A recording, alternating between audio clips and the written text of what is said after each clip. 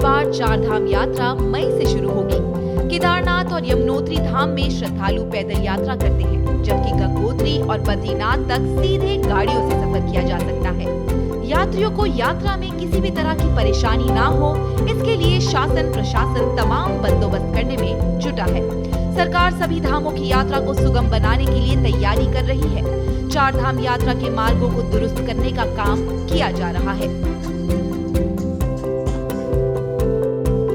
इसके अलावा बरसात के समय सड़कें बंद होने पर रास्ते खोलना, यात्रियों को दूसरे रास्तों से उनकी मंजिल तक पहुंचाना और भी कई इस तरह की चुनौतियां तीर्थ यात्रा के दौरान होती है। लेकिन यात्रा पर तब ब्रेक लग जाता है जब बरसात के दिनों में रास्ते बंद हो जाते हैं। ऐसे में यात्रियों को देव दर्शन कराना बेहद मुश्किल हो जाता है। दूर दराज से आने वाले यात्रियों को बिना किसी बाधा के चारों धाम तक पहुंचाना और वापस घरों के लिए सुरक्षित रवाना करना सरकार की जिम्मेदारी है। इसी जिम्मेदारी को पूरा करने में पूरा सरकारी तंत्र जुटा हुआ है। यात्रा मार्ग पर आने वाली दिक्कतों को देखते हुए चमोली जिले के अपर जिलाधिकारी विवेक प्रकाश ने बद्रीनाथ धाम का निरीक्षण किया। इस दौरान धाम में तेजी से पिघल रही बर्फ से महायोजना के कार्य को तुरंत शुरू करने के निर्देश दिए गए। इसके साथ ही मंदिर पैदल यात्रा मार्ग, दर्शन लाइन के साथ साथ वीआईपी मार्ग व्यवस्थाओं को लेकर भी चर्चा हुई। आपको बता दें, धाम में तेजी से बर्फ पिघल रही है। मंदिर के आसपास अब नाम मात्र की बर्फ रह गई है। इसके साथ रास्तों की बर्फ पूरी तरह पिघल गई है।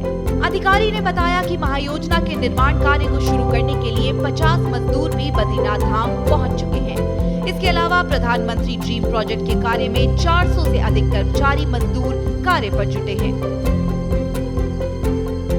वहीं दूसरी ओर केदारनाथ पैदल मार्ग पर बर्फ हटाने का कार्य 4 मार्च से शुरू हो गया है। बर्फ हटाने में डीडीएमए मार्ग के 95 मजदूर जुटे हुए हैं, जिन्होंने कड़ी मशक्कत के बाद केदारनाथ धाम स्थित हेलीपैड तक बर्फ हटाने का कार्य पूरा कर लिया है। बर्फ हटाने के दौरान मजदूरों के सामने कई चुनौतियां आई, लेकिन मजदूरों ने तमाम चुनौतियों को पार करते हुए बर्फ हटाने का कार्य लगभग पूरा कर लिया है। डीडीएमए के अधिशासी अभियंता विनय झिंगवार ने बताया कि जिलाधिकारी डॉक्टर सौरभ गहरवार लगातार केदारनाथ यात्रा को लेकर मॉनिटरिंग कर रहे हैं। जल्द ही केदारनाथ धाम तक बर्फ हटाने का कार्य पूरा हो जाएगा, जिसके बाद धाम में आवागमन सुचारू होने से निर्माण कार्य भी शुरू कर दिए जाएंगे। साथ ही यात्रा की तैयारियां भी जोर पकड़ लेंगी। गत माह हुई भारी बर्फबारी के कारण श्री केदारनाथ धाम पैदल यात्रा मार्ग कई स्थानों पर अवरुद्ध हो गया था।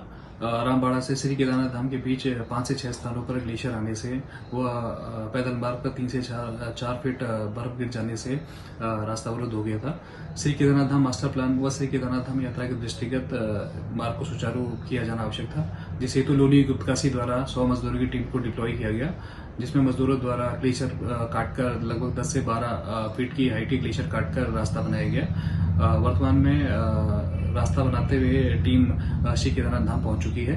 वहां पे बर्फ हटाने का कार्य प्रगति पर है और अभी भी श्री केदारनाथ धाम में लगभग 2 से 3 फीट का बर्फ पड़ी हुई है, जिसको हटाने का काम मजदूरों द्वारा किया जा रहा है। केदारनाथ धाम के कपाट 10 मई और बद्रीनाथ धाम के कपाट 12 मई को ब्रह्म मुहूर्त के समय खोले जाएंगे।